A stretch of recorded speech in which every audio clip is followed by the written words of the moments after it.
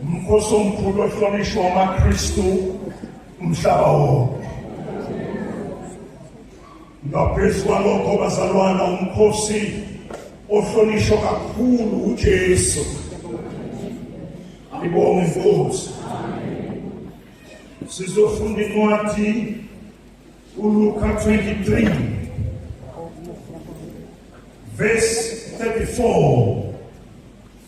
Sisafuna ngicela ukubingelela ubaba wethu wabengameli nomsisi nekhabinet lonke abefundisi nonke bazalwana, ngithi sanibonani ngegama likaJesu.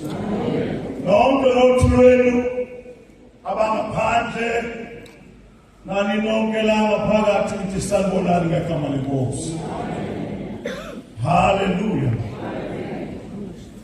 Umkhosi ophakemeyo bazalwane kakhulu enkolweni yethu yoKristu, umkhosi ohlonishwa kakhulu emazweni onke ahlonipha uJesu Kristu. Haleluya. AmaHebheru athi mayebiza lo mkhosi ayathi Pesach. Mayethi Pesach asuke esho i-Passover, kusho ukuthi ukwedlula, ushiya ngemuva, uqhubekela ngaphambili. Umkhosi oneyimangaliso bazalwana lo, obekufuneka wonke umuntu okhona inkosi uJesu awuhloniphe ukudlula yonke into. Umkhosi wePhasika, umkhosi wesintu esingenamvubelo. Sanibonani. Amen. Lo mkhosi bazalwana uqalwe uMelkisedeki no-Abraham. UGenesis bawuqala lo mkhosi. U-Abrahama waphiwa uMelkisedeki isinkwa newayini. Waqala umkhosi wePhasika wesinkwa newayini. Uthe maseqala inkonzo yomthetho waqhubeka lo mkhosi. Yiwo bazalwana ama-Israyeli aphuma ngale eGibhithe, aphuma ngalo mkhosi. Lo mkhosi ephuma eGibhithe, haleluya, kuma-Israyeli ayiphuma eGibhithe, lo mkhosi wawusho ukuthi bonke ama-Israyeli alikho izibulo elibulele, onke yaphiliswa, ngoba ingelosi yenkosi ebulalayo abangenalo uphawu lwegazi iyadlula. Passover.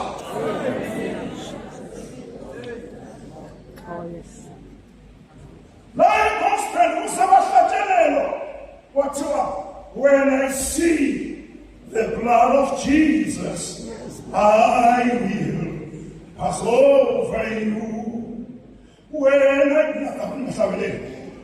I see the blood of Jesus, I will pass over you. Ingelosi yenkosi yathi mayibheka kuma-girlfriends yabona igazi yayisithi Passover. I-Passover kuma-Israyeli isho ukuphila. I-Passover kuma-Gibhithe isho ukufa. Bonke abantu abaselebrate i-Passover babeka uphawu lokukhanya phile. Abangayicelebrate noma ngabe khona yiphi intolo ukhazi ukuthi uye kufela.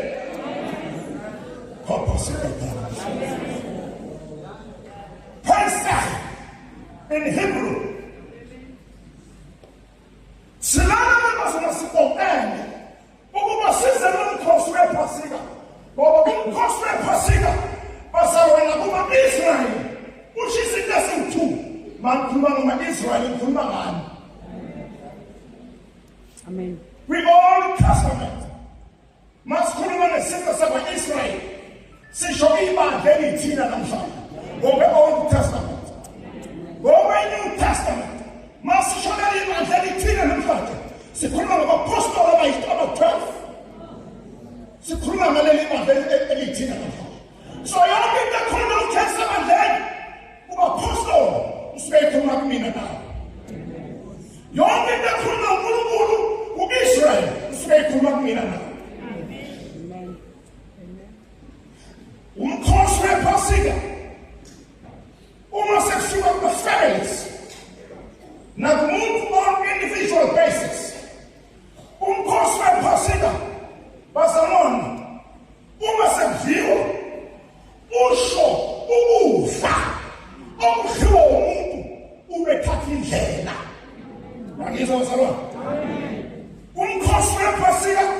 isidlo esidliwa ngoba uthatha indlela. Amen. Ama-Israyeli enza umkhosi asinde vele akathatha indlela eKhanani aphume eGibithe. Sidila nathi umkhosi ngoba sesiyahamba la. Sesiyahamba besinkosi. Therefore sithi pass over emhlabeni sesiyahamba.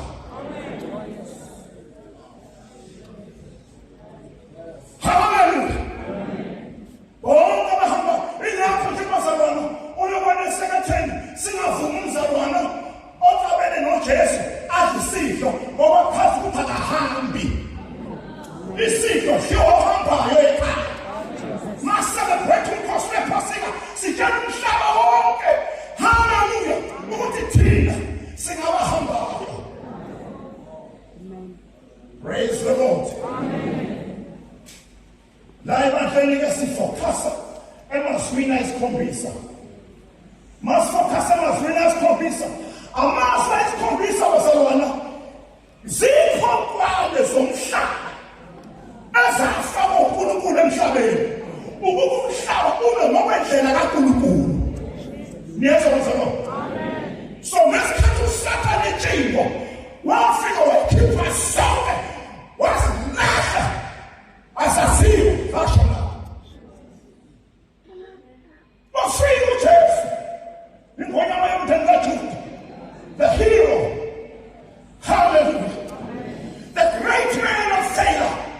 Wafika uJesu wafika wathatha ngasini wasibuyisela, wathatha ngasini wasibuyisela. Sasa saphelele salo 7. Uma sayiphelele siwu-7 zisho ukuphelela umhlaba nomuntu ngokwenhliziyo kaNkulunkulu. Sifunda amazwi 7. Ngizofundela ukuqala izwi. Mangithi ngizofundela ukuqala ngichaza ukuthi ngizogumela isikhonkwane sokuqala. uJesu wasithatha wasibuyisela ukuthi umhlaba ume ngokwendlela kaJesu nalesi sikhonkwane sokuqala.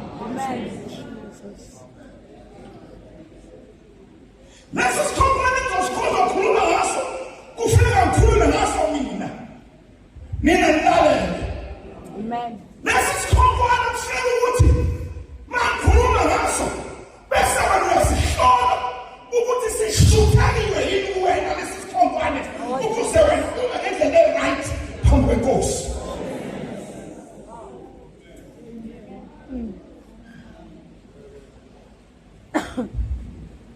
Funda baba. Sifunda njengoba kulotshiwe incwadi ngokaLuka chapter 23 verse eyamashumi amathathu. Wafika uSathane wasangana. Ngiyizwa bazalwane. uSathane wasangana. Esanganiswa umuntu wrong endaweni wrong ngoba wayengasifuthi nje uSathane uzofuna uJesu behind office lakhe phansi kokumnyama. Wayengasi mhla ezothatha amandla. Mangifunda le ncwadi ke bazalwana inhliziyo yami njalo iye iqine emhlabeni. Inhliziyo yami bazalwana yenza lento othweze okwenziwa uNkulunkulu esezulwini lakhe. Uthi uyabheka emhlabeni abantwana babantu ukuba ukhona oqondayo omfuna uJehova. Ngalesi sikhathi uJesu mayithi baba kusho ukuthi bazalwane uJesu wayathandaza. So izwi lokuqala uJesu uyathandaza. Amen. So umthandazo uyathandaza uthi baba. Yes, bazalwane. Bathethelele. Amen. Mhlawumbe ngikuvezele bazalwane ukuthi njengoba uJesu uyena ashole namhlanje. uJesu ngaba kayisho leli gama. Ngaba kayisho leli gama lokuthi baba bathethelele. Ukuba uAdamu wokuqala walisho izibini yaseKideni. uAdamu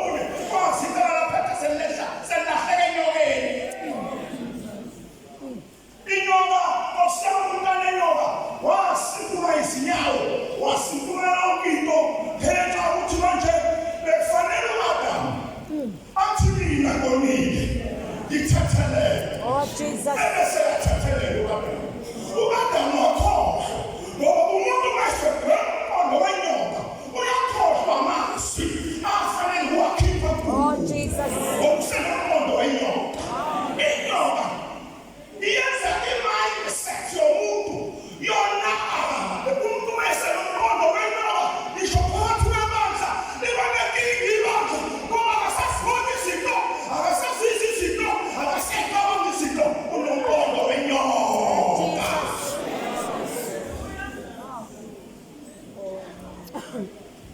uJesu wayesafile ulungisa umonakalo wokuqala awenzeka Edeni ukuba abuyisele lento yempethelelo engekho umuntu. Haleluya. Umuntu uhamba manje akasenayo impethelelo kuye, asakwazi ukuthethelela umuntu basalwana usehamba umuntu kabi uhambe ngasenakho ukuthethelela uthathiwe usathane uJesu yakubuyisela. Haleluya. Webazalwane mangizokhuluma nani nje njengoba ngihlala izwe lase-South Africa ngithi mina impi yase-Russia nase-Ukraine uma ngasefika impethelelo e-Russia nase-Ukraine ile qhubeka namhlanje kakhulu. Haleluya. Kwa-Israel nase-Iran. Haleluya. Nakanina bazalwana ke mina nakanina ngisho. Haleluya. Yesu Kristu. Webazalwane. Amen. Yibila. Yabona inkolo. Amehlweni abemba. Yebo. Ngisho nini. Amen. Amehlweni abemba. Haleluya. Ngisho nini abazalwane amehlweni abembi. Ababekini. Praise the Lord. Amen. I know the gospel. Amen. Mankhuluma nge-Israel ne-Iran bese ngithini na umithatheleni abakhona namazwe amabili ukuqhubeka manje. Haleluya. Amen. Namhlanje ebandleni likaKristu sengene izinto ezingafanele ukungena. Yena ukuthi impethelelo ayikho. Phakathi kwamandla kaJesu uqhubeka izinto ezingafanele ukuqhubeka. Yena ukuthi impethelelo ayikho. Haleluya. Uma bazalwane uJesu Baba bathethelele wayibuyisela. Haleluya. Uma bazalwane uJesu Baba bathethelele wayibuyisela ukuba umhlaba ibuye lento elahlekileyo. Nasemabandleni ibuye lento, nakubazalwane ibuye lento. Baba bathethelele. Bazalwane mayethi Baba bathethelele usho izandla zishaya ogodweni igazi lakho bosa eqonza nalesi sandla sishaya ogodweni igazi yakho isipikili sishaya ithambo sahlukanisa amathambo esandla. Haleluya. Jesu ngithandisa Jesu ngithandisa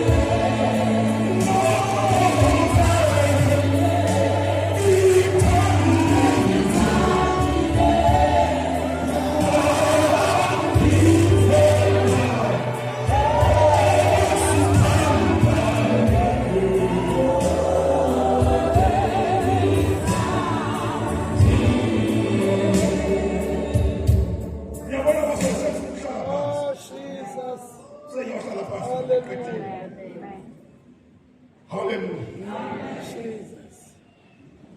Baba bathethelele Amen. ngoba bakwazi abakwenzayo. Inyawo zombili zishaywe ngensimbi engezabhangwa zahlanganiswa nogodo. Umhlane ushawe ngemvimbo uyisilonda esisodwa. Uthi thethelela. Oh, Jesus. Uthi thethelela opha. Uthi thethelela. Amen. Ushobasa kungekho umuntu akathethelele manje.